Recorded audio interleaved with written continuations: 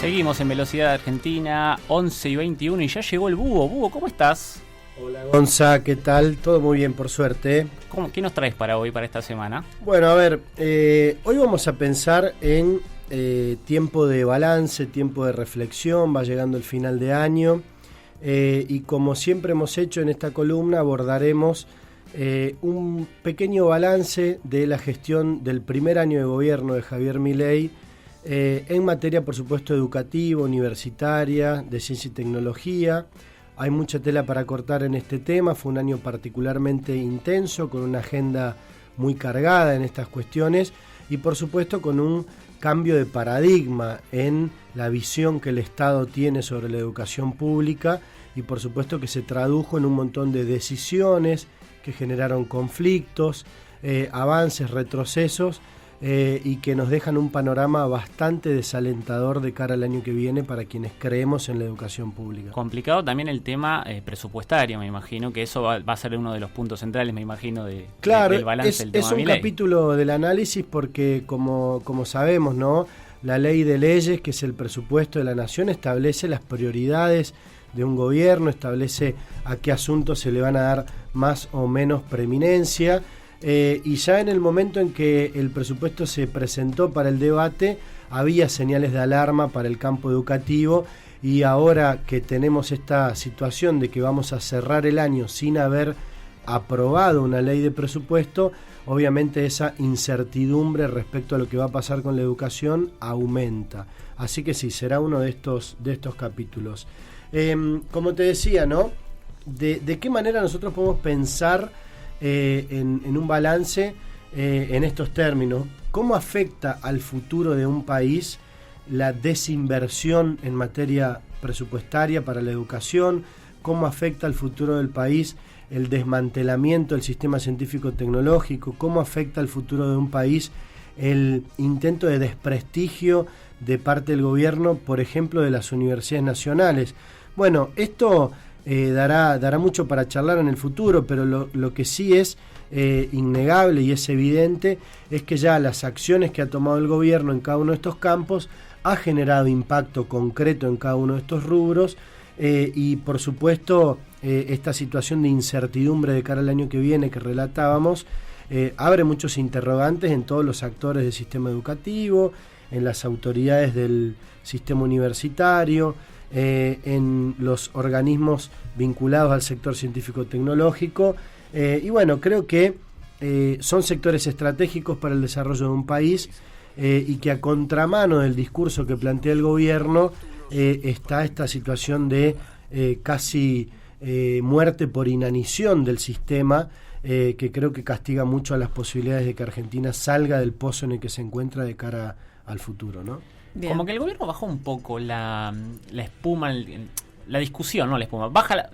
El gobierno suele tirar, desde que llegó Milei, suele tirar temas y va con toda la maquinaria oficial del gobierno, que principalmente hace hincapié en las redes sociales, no mucho en los medios tradicionales, obviamente, contra la universidad, contra la educación pública y demás. Pero vemos que en el último tramito focalizó exclusivamente en temas auditorías, bajó el pie del acelerador. ¿A qué le atribuís eso vos? Bueno, la cuestión general yo creo que tiene que ver con una especie de manejo del ritmo de la discusión pública de parte del gobierno basado en encuestas de opinión pública que le hacen al gobierno decir, bueno, sale algún tema que nos está perjudicando, nos está, como dicen, entrando alguna bala, siempre tienen un archivo de temas polémicos que sacan a la luz. Muchos de estos temas polémicos han sido los temas educativos, vos lo decías, las diatribas constantes del presidente contra la educación, acusar a los científicos de vagos, acusar a todos los docentes de adoctrinadores comunistas, o por ejemplo cuestiones como esta propuesta del arancel para estudiantes extranjeros, que son como que tienen una bolsa de temas polémicos y van sacándolos cuando les hace falta. El tema de las auditorías en particular, yo creo que la espuma en este tema bajó porque desde el momento cero en que plantearon esta cuestión, se supo que era una falacia total, que estaban reclamando algo que ya estaba sucediendo, que además ponían el eje de la responsabilidad y el peso de la responsabilidad en un actor que no correspondía, porque en todo caso sí hacían falta mejorar las auditorías o hacía falta hacer más auditorías. Por supuesto que el organismo responsable de eso no eran las propias universidades, sino que era la Auditoría General de la Nación. A su vez también te acordás que tuvimos un subcapítulo de esta novela Auditorías en el planteo de que la CIGEN iba a poder auditar a las universidades, y recientemente salió un fallo de la justicia que le dio la razón a la Universidad de Buenos Aires en que la CIGEN no tiene potestades para auditar de manera, digamos, compulsoria a las universidades nacionales debido a la autonomía que tienen. Por lo tanto, yo creo que en este punto, más allá de que el gobierno pueda volver a reflotar el tema cuando quiera, creo que el gobierno perdió la discusión frente a los argumentos de la realidad que fueron claramente expuestos y que están ya sobre la mesa como un debate saldado, me parece, ¿no? Con el tema de todo lo que es evaluaciones. Bueno, porque hicieron evaluaciones sobre todo en los alumnos y eso, y para el gobierno eso es como un tema importante porque dicen si no podemos saber. Otros sectores dicen es como más estigmatizante. Bueno, hay diferencias de ahí de criterio. Sí, está buena la pregunta. La postura, la cámpora, que es no estigmatizar, y la postura, en su momento la encarnaba Mauricio Macri, Esteban Bullrich, etcétera, etcétera. Hay que medir absolutamente todo, si no, no sabemos. Yo soy partidario de esa visión. Creo que las políticas públicas necesitan información para poder tomar mejores decisiones y que por supuesto uno no puede navegar el barco de la política educativa a ciegas, sin saber a dónde estamos parados. Las evaluaciones nacionales realizadas por el gobierno argentino, ya podemos decir con suerte, son política de Estado, vienen desarrollándose hace más de una década de manera sostenida, a pesar de los cambios de gobierno que hemos tenido y sufrido también, y en este caso el gobierno mantuvo la política de evaluación. Este año se han desarrollado las pruebas Aprender.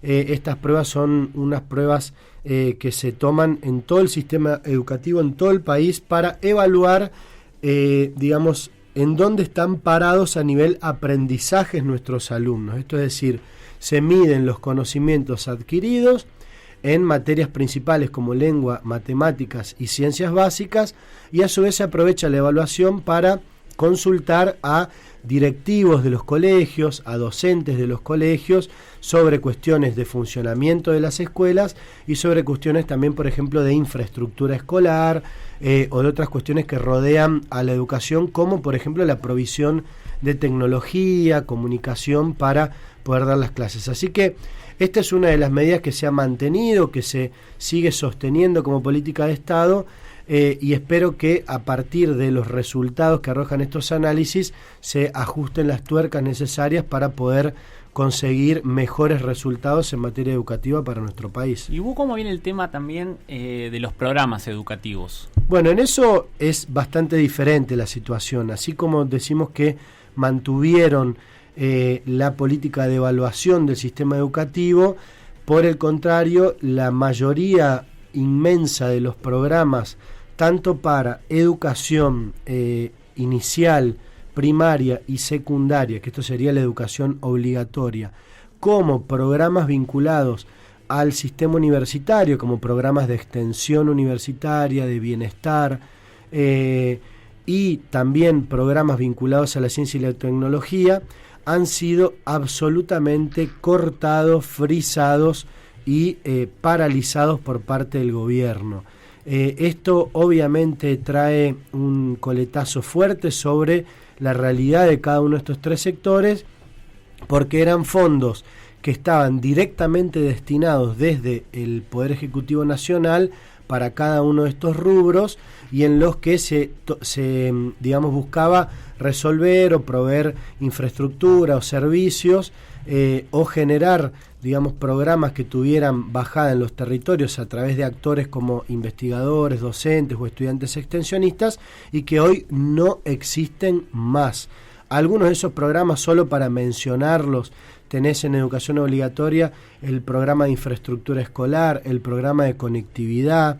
En materia universitaria, como decíamos, programas de extensión universitaria, programas de bienestar estudiantil. En ciencia, los programas Equipar Ciencia y Construir Ciencia han sido también paralizados.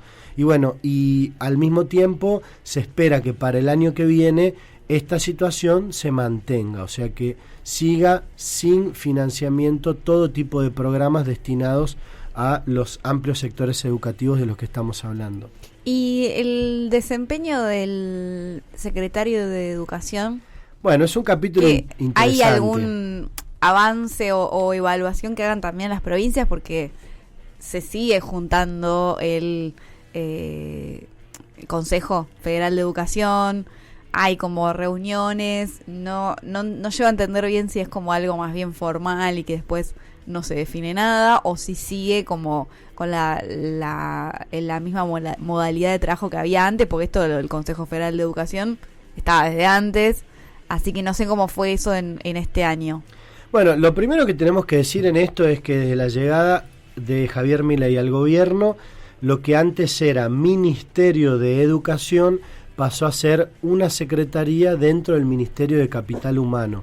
Esto, por supuesto, tiene un impacto no solo en la desjerarquización de la educación en el pensamiento del Estado Nacional, sino también en muchas cuestiones administrativas y burocráticas que generan un montón de problemáticas a la hora de gestionar justamente estas áreas que tiene bajo su cargo el secretario de Educación, Carlos Torrendel. Y en segundo lugar, te puedo decir que bajo una mirada general de su desempeño podemos decir que él comenzó con un ímpetu bastante fuerte, con un perfil alto. De hecho, él fue el protagonista de una de las principales medidas que tomó el gobierno apenas asumido, que fue la de comunicar el recorte del principal programa educativo que tenía el gobierno, que era el FONID, el Fondo de Incentivo Docente. Esto lo hizo el secretario Torrendel justamente en la primer reunión del Consejo Federal de Educación, que fue allá por el mes de enero de este año 2024. En ese momento también el secretario puso sobre la mesa la necesidad de Perdón, Hugo, que te interrumpa. El FONID, explica qué es el FONID, porque también fue un tema de discusión durante los 6 meses de la Ley de Bases. Bien, el FONID, como decíamos, es el Fondo Nacional de Incentivo Docente. Es un fondo que existe aproximadamente desde después de que surgió el conflicto de la Carpa Blanca. ¿Se acuerdan la Carpa Blanca? Instalada frente al Congreso allá por los años tardíos del menemismo, en donde docentes reclamaban al Estado Nacional una recomposición de su salario. En ese momento se crea este Fondo Nacional que buscaba que el gobierno nacional ponga una parte del presupuesto que iba destinado a los salarios de los docentes, que recordemos, la educación obligatoria está bajo responsabilidad de las provincias, o sea, cada una de las 24 jurisdicciones es la responsable del sistema educativo de escuela primaria y colegio secundario. Y por lo tanto, este FONID reforzaba el salario que daba cada una de las provincias a sus docentes, y hasta el momento en que se cortó conformaba aproximadamente un 15% o 20% de este salario. Claro, este fondo venía replicándose año tras año y cada provincia contaba con ese dinero y cada docente contaba con ese dinero extra. Producto del corte intempestivo de este fondo, muchas provincias se quedaron en graves dificultades para pagarle, para compensar este fondo que perdieron, y fue directamente impactando en los salarios de los docentes que perdieron esta retribución que ponía el Estado Nacional. Esto tiene un punto para analizar, que es que el Estado Nacional, bajo la gestión de Carlos Torrendel en materia educativa, retrajo a casi al mínimo sus responsabilidades y el aporte que hace para la educación. O sea que en un Estado en donde la educación tendría que ser sostenida por el Estado Nacional y las provincias, el Estado Nacional se corrió de esa responsabilidad. Yo me voy a poner en abogado del diablo, voy a hacer Toto Caputo. Le encanta esto, sí, te aviso. Te voy a decir, bien, sirve. No fue solamente en educación, lo hicimos en todas las áreas. Bueno, eso puede ser cierto de que lo hicieron en todas las áreas, pero eso no quita la responsabilidad que está establecida para el Estado Nacional de garantizar un piso mínimo de condiciones para brindar un derecho fundamental como el acceso a la educación. ¿Qué es lo que sucede? Nosotros decíamos que cada una de las provincias es la encargada de la cotidiana de la educación, y cuando vos dejás que cada provincia cubra con sus propios fondos y como puede la educación, el resultado es que se profundiza la desigualdad educativa. Hay provincias ricas que destinan mucho dinero para su educación y que por lo tanto obtienen mejores resultados, y provincias pobres que hacen lo que pueden con la educación, y que lo sufren no son un gobierno, un partido, sino que lo sufren los niños, niñas y adolescentes de nuestro país, que tienen el derecho a recibir una educación de calidad en todo el país, ¿no? Sí, Búho, para sintetizar lo económico en términos educativos: más cargas a las provincias por parte de la nación, menos programas nacionales enfocados sobre todo en ciencia y tecnología, y menos presupuesto a nivel nacional para las universidades nacionales. Exactamente, en materia presupuestaria de eso se trata el primer año de gestión de Javier Milei, con un impacto terrible en todas las áreas que mencionamos, ¿no? Grave lo que pasó, y un panorama de incertidumbre total de cara al año que viene, porque como decíamos, al no haber ley de presupuesto, el gobierno va a poder manejar discrecional y arbitrariamente los montos, las partidas, y en un escenario de posible conflictividad, en un año electoral, todos los actores del sistema educativo tienen las luces de alerta prendidas. Bien, bueno, ahí como en todos los aspectos y también en todas las provincias, ¿no? Que no saben cómo van a ser repartidos esos recursos. Y además nos obliga a repensar todos los presupuestos. Me imagino que habrá sido... en provincia de Buenos Aires, por ejemplo, tenía que aprobar el presupuesto esta madrugada y no lo hizo por un montón de cuestiones que no habían llegado a acordarse, y varias provincias están en la misma. Sí, de hecho también acá en Capital la discusión de presupuestos se estiró bastante también. Bueno, es una situación que atraviesa a todos los sectores, pero vale la pena la aclaración de que la educación es un sector relevante para el desarrollo de un país.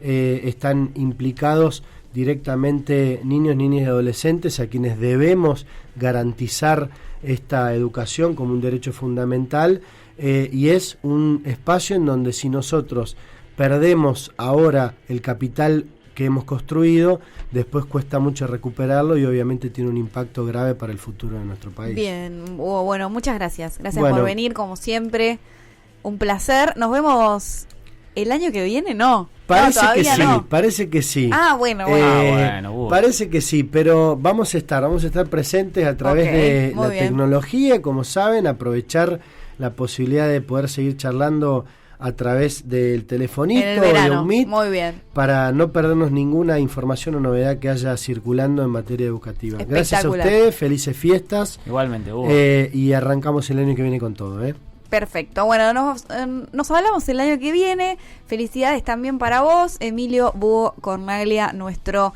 abogado, docente universitario y especialista en temas educativos. Quédense, porque hasta el mediodía los acompañamos con más Velocidad Argentina.